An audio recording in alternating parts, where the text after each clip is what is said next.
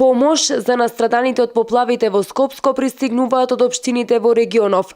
Општина Битола денеска испрати неколку екипи, противпожарно возило и потребната опрема во Скопје да помогнат во поплавените кризни подрачја.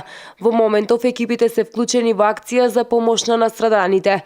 Исто така општина Битола и понатаму будно следи состојбата и стои на располагање за понатамошна континуирана помош каде што е потребна. Советот на општина Ресе на денешната вонредна седница пак донесе одлука да донира 100.000 денари на сметката на Фондот за солидарност, средства што ќе бидат наменети за жителите од подрачјата зафатени со невремето. Во рамки на активностите за помош на настраданото население, општинската организација на Црвен крст Ресен и локалната самоуправа денеска во општинската зграда отворија пункт за собирање помош за настраданите во невремето што го зафати Скопскиот регион.